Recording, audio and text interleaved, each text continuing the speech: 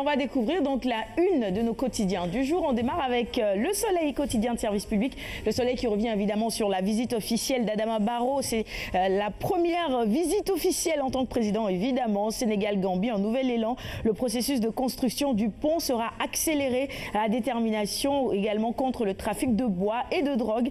Appui pour une solution à la crise casamançaise. Voilà donc quelques points abordés évidemment lors de cette rencontre entre les deux chefs d'État. Cette construction du pont, on attend évidemment que cela s'accélère, c'est déjà dit, et c'est un pont qui va davantage unir les deux peuples.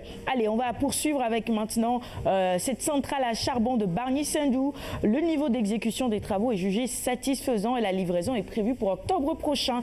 En agriculture, la montée en puissance des produits sénégalais transformés est magnifiée, et puis le Magal de Porokhane, on nous en parle également dans les colonnes du Soleil ce matin. Tous les engagements de l'État vont être respectés.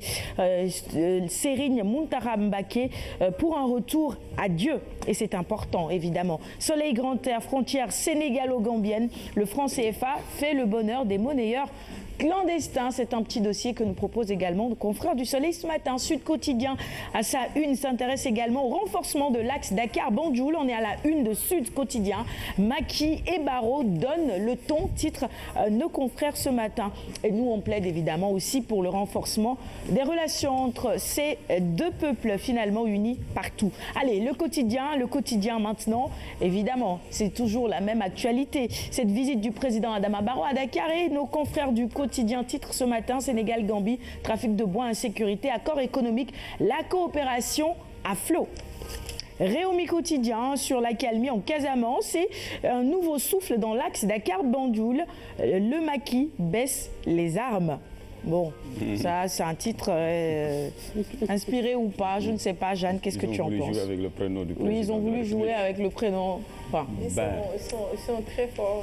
J'ai remarqué quand même un effort par les grands journalistes qui sont à la tête de ces organes de presse, surtout les quotidiens qui essaient quand même de jouer un peu sur des mots, parfois les titres qui attirent. C'est fait à dessein, c'est un marketing, mais parfois aussi ça inspire surtout les lecteurs à décortiquer les métaphores utilisées, l'ironie parfois. Donc je pense que bon, ça va. On va poursuivre avec Direct Info. Avec cette visite Direct Info, avec cette visite du président Barrow à Dakar, le chef de l'État gambien aujourd'hui à Touba. Alioune Badara Kane nous en parlait tout à l'heure. Et puis la question casamançaise en vedette. C'est normal. 24 heures info, Casamance, construction du pont, sécurité de Banjul à Dakar, les nouveaux axes d'une coopération Adama Barrow en pèlerinage à Touba et Tiwawan. Et puis il faut éviter que la lune de miel tourne au réveil brutal.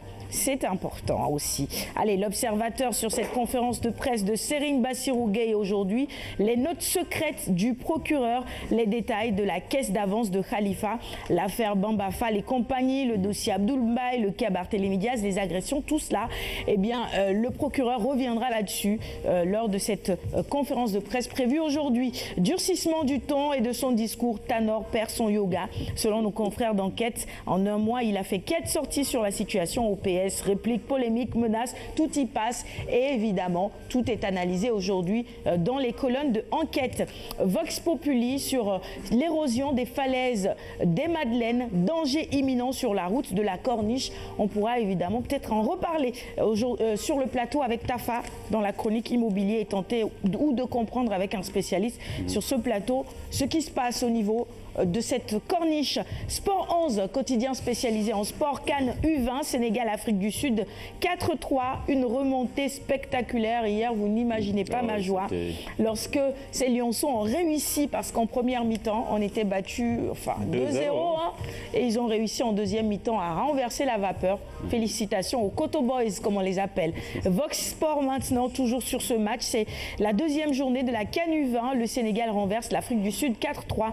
Match fou des Lionceaux, bah oui, on peut le dire. Stade Cannes U20, toujours Afrique du Sud, Sénégal, 3-4, l'incroyable remontada des juniors. Et on va terminer cette revue des titres avec Souniou Lamb, les VIP dans le viseur du Pikinois. Guigui va-t-il fausser les plans de Boignan? Bah on verra à l'issue du combat. on sera fixé évidemment. Et ce sera tout pour la revue des titres de ce matin. Merci de l'avoir suivi. Qui a regardé le match hier sur la RTS? Anta, non? Non, malheureusement, j'étais à Port-Rennes, donc j'ai pas prié pour nous. Bien sûr, bien évidemment. Très bien. Monsieur Diouf, vous avez regardé le match, non? Oh, malheureusement,